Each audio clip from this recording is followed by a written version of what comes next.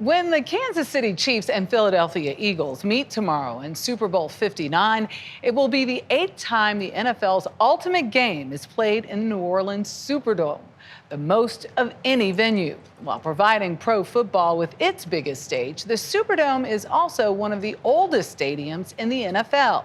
It opened back in 1975, and in its 50 years of operation, the Superdome has become intertwined with the city's rich history, making it much more than just a stadium.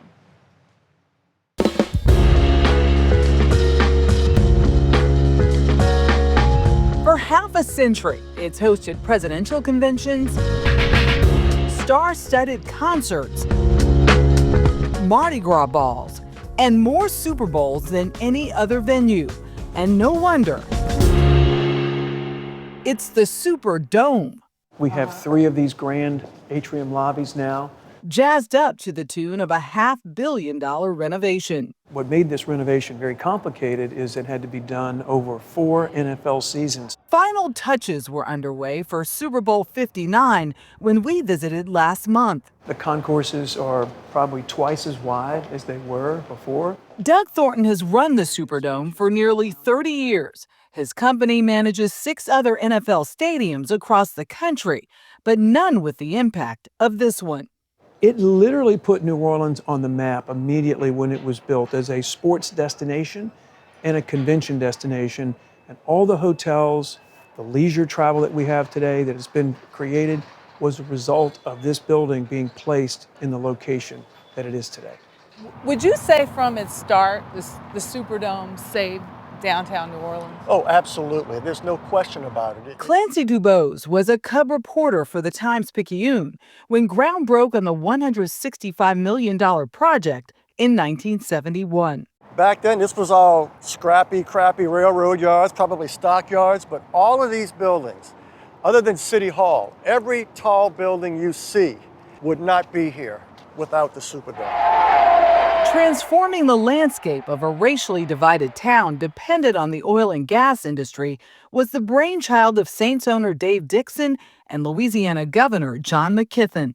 He said, we're going to do this, and he put his political capital on the line and got it done. Wow. He apparently, the story goes, went over to Houston and went inside the Astrodome, and well, they were calling it the 8th wonder of the world. So when he decided to get behind the Superdome, he says, I want to be able to put that little Astrodome inside of this one. This was going to be a super dome. And the name stuck. It opened as the largest indoor stadium in the world, priming the pump for economic growth and opportunity. Entrepreneur Don Hubbard worked to make both available to the whole community. At 10 cents a share, you could buy shares and stocks into the Dome Stadium operation, which was Superdome Services, called SSI. Superdome Services hoped for a stake in the construction process, but when the state offered them a contract... Well, then they asked the question, can you sweep? Can we sweep? Here we go. Their offer, staff and manage every service in the building, with the exception of the lucrative concessions. SSI directly employed 1,400 people across the racial spectrum, generating business for thousands more in a city with a 70% Black population. So basically they said, oh, you can have all of this, but you got to be able to handle it. You got to be able to do it. And you did the job?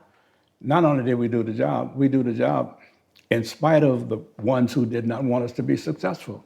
Within 5 years, the state canceled the contract, claiming mismanagement. SSI sued and was awarded an undisclosed settlement. But Hubbard returned in 1978, promoting one of the biggest gets in Superdome history, the rematch between Muhammad Ali and Leon Spinks. I was asked to put up the deposit on a date for the fight, and then the company said I had 72 hours to raise the rest of the money or I would lose the deposit. Did that settlement help with that deposit? Yes. Yes.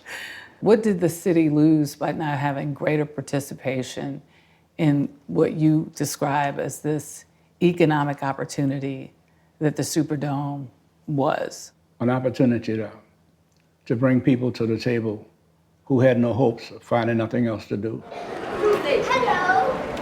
In 2005, the Superdome would get its chance to serve in a way no one could have imagined, acting as a shelter of last resort during Hurricane Katrina. I'm very grateful for this Superdome because without it, I don't know where we would have went. Few felt the city could recover, let alone rebuild the severely damaged stadium. Not to mention, keeping a team whose owner threatened to take it elsewhere. Suddenly there was fear, there was anxiety, there was depression. It was frightening. Many credit then Commissioner Paul Tagliabue for refusing to allow the franchise to move. And I put Roger Goodell in the same mix with Paul Tagliabue. They helped fund and jumpstart the construction, but most importantly, they understood what it meant to put the full force of the NFL behind, the rebuilding effort and bring the Saints back. They're never leaving. Ever. Period. No, they just flat out, it ain't happening. Former Mayor Mitch Landrieu was the lieutenant governor when the Superdome was reborn. That first game in this building was the most electric experience that I have ever had in my life. That was the night that New Orleans knew that we were going to be okay. I mean, we really felt it at that time. I'm actually going to start crying. I know. Because I was like, feeling it too. It was just it was so cathartic. In your 30 years in government, have you seen anything bring people together like a Saints game? I guess it's like this in other cities, but I can tell you, this is the soul of the city. The soul of the city. And I mean, have you ever been in the Superdome? Yes, Yeah, it just is.